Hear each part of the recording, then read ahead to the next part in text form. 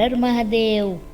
આ કળિયુગમાં સૌથી શ્રેષ્ઠ એવી પાર્થિવ શિવલિંગની પૂજા વિધિ વિશે આ વિડીયોમાં વાત કરશું।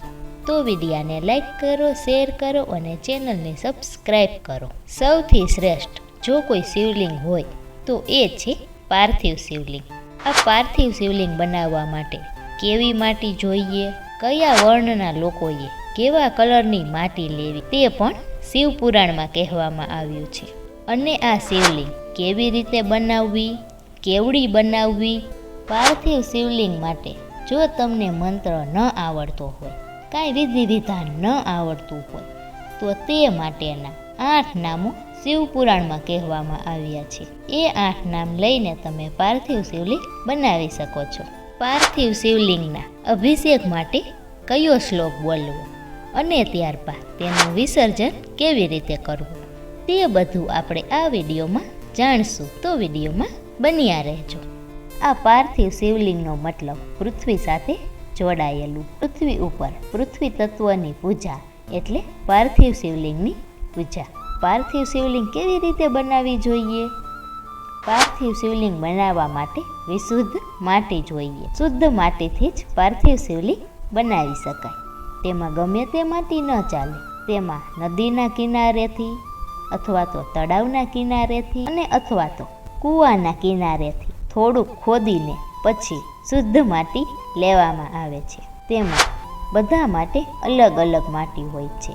તેમાં બ્રાહ્મણો માટે સફેદ માટી, ક્ષત્રિય માટે લાલ માટી, વૈશ્ય માટે પીળી માટી અને સેવકો માટે કાળી માટી। તે માટી સૌ પ્રથમ લઈ આવવાની અને તેમાં થોડુંક જળ પધરાવવાનું, થોડુંક સુગંધી ચૂર્ણ પધરાવવાનું, થોડુંક દૂધ પધરાવવું। ત્યાર પછી એ માટીને મસળવાની, પછી તેમાંથી શિવલિંગ બનાવવાની। અને પાર્થિવ શિવલિંગ બનાવવું એમાં થાળું બનાવવાની જરૂર નથી।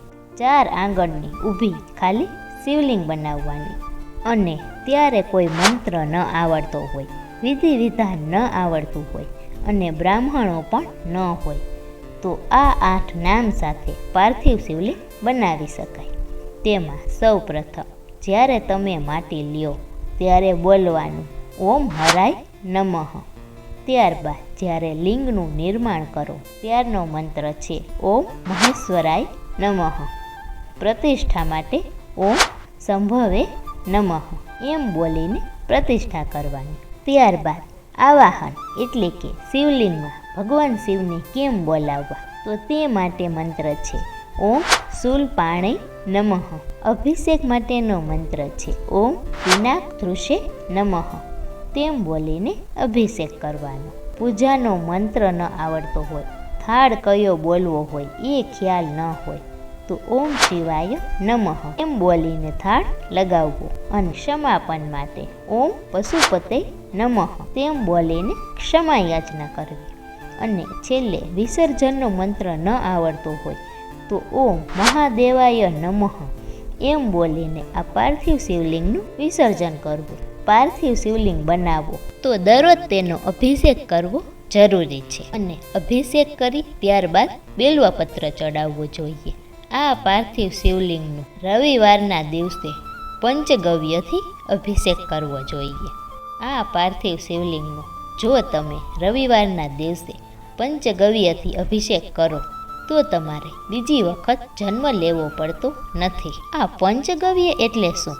તેમાં ગાયનું દૂધ, ગાયનું દહીં, ગાયનું ઘી, ગાયનું ગૌમૂત્ર અને ગાયનું છાણ આ 5 વસ્તુ એકત્રિત કરવી તેને કહેવાય પંચગવ્ય। તેમાં પણ શ્રાવણ માસમાં રવિવાર હોય ત્યારે જો પંચગવ્યથી મહાદેવજીનો અભિષેક કરવામાં આવે તો મહાદેવજી પ્રસન્ન થાય છે। અને પાર્થિવ શિવલિંગની પૂજામાં સામગ્રી ન મળે તો તે માટેનો એક મંત્ર છે।